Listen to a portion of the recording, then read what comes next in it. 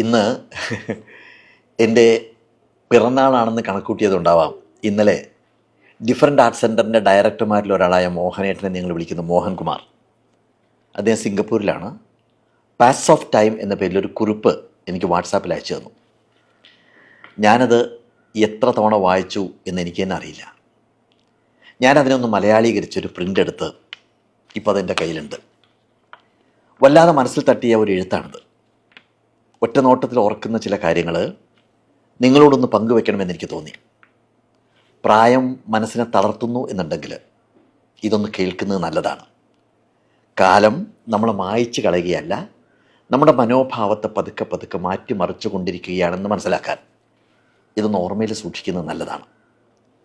സാധാരണ നമ്മുടെ മക്കളും കൊച്ചുമക്കളും ഒക്കെ മാതാപിതാക്കളുടെ വയസ്സ് കണക്ക് കൂട്ടി ഓർമ്മിപ്പിച്ച് തുടങ്ങുന്നത് ഷഷ്ടിപൂർത്തി മുതലാണ്, അല്ലേ? 60 വയസ്സാവുമ്പോൾ. പിന്നെ സപ്തതി, അശീതി, നവതി, ആ ഓർമ്മപ്പെടുത്തൽ അങ്ങനെ തുറന്നുകൊണ്ടേയിരിക്കും. നിങ്ങൾക്ക് ഈ ഭൂമി വിട്ടുപോകാൻ ഇനി അധിക ദൂരമില്ല എന്നതിൻ്റെ ഓർമ്മിപ്പിക്കലാണത്.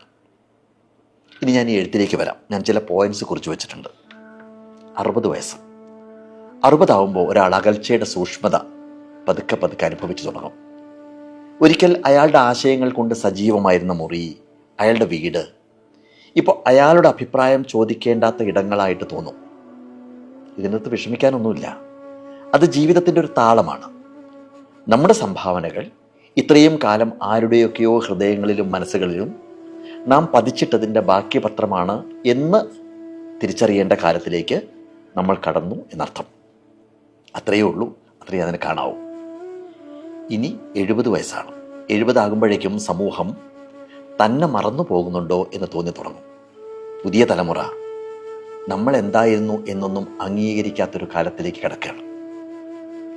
അത് പരാജയമൊന്നുമല്ല, അതിനൊരു തരം മോചനമായിട്ട്, ഒരു തരം സ്വാതന്ത്ര്യമായിട്ട് കാണാൻ പഠിക്കുന്നിടത്താണ് നമുക്ക് മനസ്സമാധാനം കിട്ടുക. നമ്മുടെ ഉള്ളിലേക്ക് തന്നെ നോക്കാനും അഹംഭാവമൊക്കെ മാറ്റിവെച്ച് ഒരു തരം ശാന്തതയിലേക്ക് മാറി തുടങ്ങാനുള്ള സമയമാണത്. അതിനെ ഒരു തരം അനുഗ്രഹമായിട്ട് കാണാൻ കഴിഞ്ഞാൽ നമുക്ക് രക്ഷപ്പെടാം. 80 വയസ്സ്, 80ലേക്ക് എത്തുമ്പോൾ ഒപ്പമുണ്ടായിരുന്നവരെല്ലാം അവരുടെ തിരക്കിലൊക്കെ പെട്ട് കുറച്ചുകൂടി ഇങ്ങനെ അകന്നകന്ന് പോകുന്നതായിട്ട് അനുഭവപ്പെടും. മുഖവരുകളൊന്നും വേണ്ടാത്ത, അധികാരങ്ങളൊന്നും ഇല്ലാത്തൊരു കാലമാണിത്. പക്ഷേ അത് ചില തിരിച്ചറിവുകൾ നേടുന്ന കാലം കൂടിയാണെന്ന് തിരിച്ചറിയാൻ പറ്റണം. എവിടെയൊക്കെയാണ് യഥാർത്ഥ സ്നേഹം എന്ന് നമ്മൾ മനസ്സിലാക്കുന്നു. നമ്മുടെ മക്കൾ, നമ്മുടെ കൊച്ചുമക്കൾ, അവരെല്ലാം അവരുടെ ജീവിതവുമായിട്ട് മുന്നോട്ട് പോകുന്നു. പലരും തിരക്കിട്ട് ഓടുകയാണ്. നമുക്കെങ്ങോട്ടും പോകാനൊന്നുമില്ല. സ്നേഹത്തിലെ കപടതകളെല്ലാം മനസ്സിലായി തുടങ്ങുന്നൊരു കാലം. ഇനി 90ലേക്ക് എത്തി എന്നുണ്ടെങ്കിൽ അത്രയും കാലം വിയർപ്പ്, കണ്ണുനീര്, ചിരി, ഓർമ്മകൾ എന്നിവ ഉപയോഗിച്ച് നമ്മൾ എഴുതിയ അവസാനത്തെ അധ്യായത്തിൻ്റെ അരികിലെത്തി നിൽക്കുമ്പോൾ ഇത്രയൊക്കെയാണ് ജീവിതം എന്ന് അവസാനമായിട്ട് നമ്മൾ തിരിച്ചറിയും. ഒന്നുകൂടി ഈ ഭൂമിയിൽ ജനിക്കാനായെങ്കിൽ എന്ന് അതിയായിട്ട് നമ്മൾ ആഗ്രഹിക്കാൻ തുടങ്ങും. ഇങ്ങനെയൊന്നും ആയിരുന്നില്ല ജീവിക്കേണ്ടിയിരുന്നത് എന്നും, വെറുതെ നമ്മൾ നഷ്ടപ്പെടുത്തിയ സമയമെല്ലാം ഒന്നുകൂടി തിരിച്ചു കിട്ടിയിരുന്നെങ്കിൽ കുറേ കൂടി ഉജ്ജ്വലമായിട്ട് ജീവിക്കാമായിരുന്നു എന്നും മനസ്സിങ്ങനെ ആവർത്തിച്ച് പറഞ്ഞുകൊണ്ടേയിരിക്കും. പക്ഷെ നടക്കില്ല.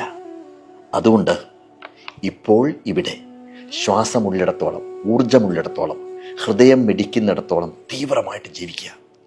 ഓരോ കൂടിക്കാഴ്ചകളെയും സ്നേഹിക്കുക, ഉറക്കെ ചിരിക്കുക. ജീവിതത്തിലെ ചെറുതും വലുതുമായ, അല്ലെങ്കിൽ ലളിതവും സങ്കീർണവുമായിട്ടുള്ള സന്തോഷങ്ങൾ ആസ്വദിക്കുക. ഒരു പൂന്തോട്ടത്തിലെ ചെടികളെ പരിപാലിക്കുന്നത് പോലെ പരമാവധി സൗഹൃദങ്ങൾ ഇങ്ങനെ വളർത്തിയെടുക്കുക. കാരണം അവസാനം അവശേഷിക്കുന്നത് ഉണ്ടാക്കിയ പണമോ നേട്ടങ്ങളോ സ്ഥാനങ്ങളോ ഒന്നുമല്ല. ബാക്കി നിൽക്കുന്നത് ജീവിച്ചിരുന്നപ്പോൾ ഉണ്ടായിരുന്ന ബന്ധങ്ങളും അവരോടൊപ്പം നമ്മൾ പങ്കുവച്ച നിമിഷങ്ങളും അവർക്കായി നാം പരത്തിയ പ്രകാശവും മാത്രമായിരിക്കുമെന്നുള്ള കാര്യം ഓർക്കുക.